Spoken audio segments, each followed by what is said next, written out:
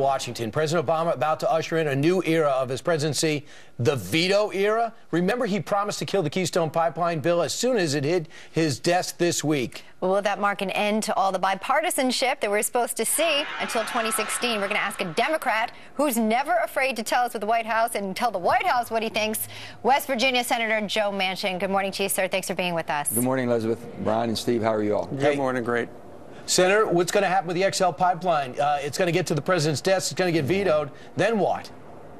It's just really a shame, Brian, because, you know, it was had 9 Democrats. It was a bipartisan bill, and in this toxic atmosphere, to have bipartisan bill, 9 moderate Democrats working with our friends on the Republican side and passing something forward, the president's got to make a decision on looking, and when we're working together, can he work with us?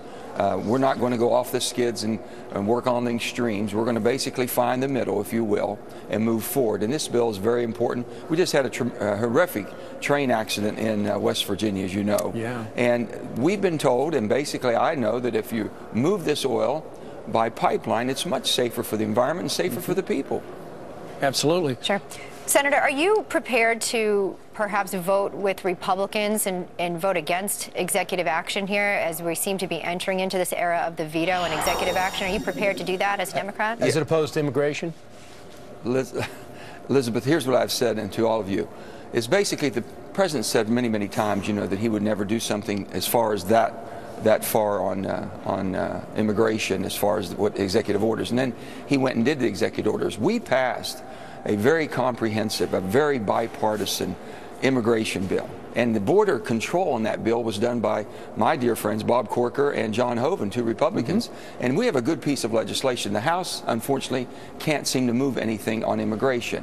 I've always said we should not fool with the Homeland Security. It should be a clean bill. We shouldn't send a signal that we can't even get by securing our nation without having it attached with riders or conditions. So I said to my Republican friends, give us a vote on a clean Homeland Security bill. I will support the actions as basically on a bill that would prevent the president from his executive actions. I would support and vote with him on that, but we need to have a clean vote on the Homeland Security bill. It sounds like you're going to get your chance, because after I hope so. Guys from your and gals from your party, the Democrats, filibustered so far 4 times for Mitch McConnell. He's going to propose his Plan B, which is a standalone bill about executive amnesty, essentially, that they say is unconstitutional, separate from the Department of Homeland Security funding. So you're a yes with the Republicans on that, right?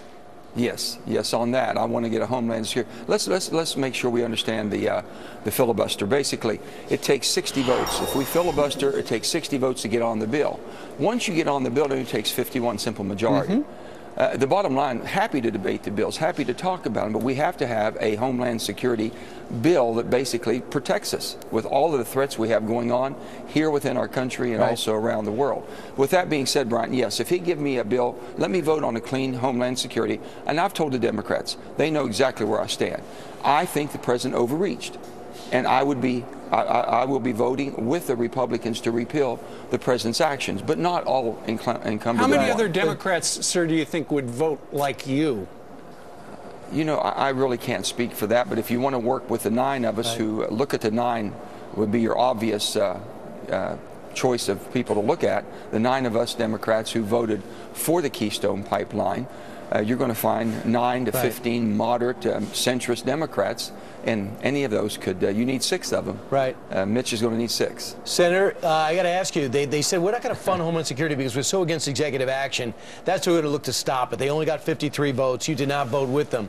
Before this vote took place, was Mitch McConnell working with you and the other 8 to try to get your vote? Was there some pressure or some conversation, horse trading before this?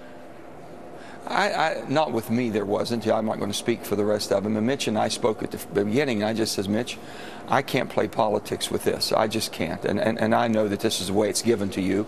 I think the Senate Republicans would rather vote for a clean bill. I think they're trying to help the Republican and our friends on the House side. They're in a quandary right now.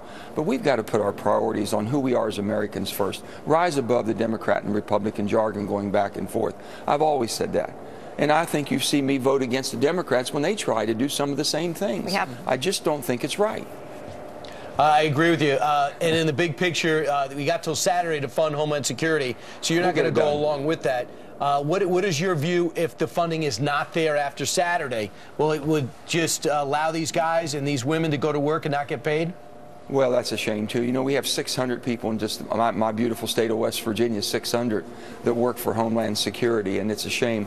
If you think 14% of them will be furloughed, about 85 would be furloughed completely, and the rest would have to go to work not knowing when they're going to get their paycheck. Sure. We are a better country than this. We should not have to go through this, and it shouldn't be a temporary resolution. You know, CR, like we always say, kick the can down. Let's do it. Yep. I'm voting, and I've told the Republicans, let's vote for the clean Homeland Security bill. Let's come back, and we'll give you the vote, and I'll vote with you. Well, as Steve said, this is your chance, Senator. And so Steve mentioned that. We're thankful for your time today and insight on the whole process. We'll talk to you again soon. Thank you. Appreciate it. Senator Joe Manchin, thanks a lot. 17 minutes.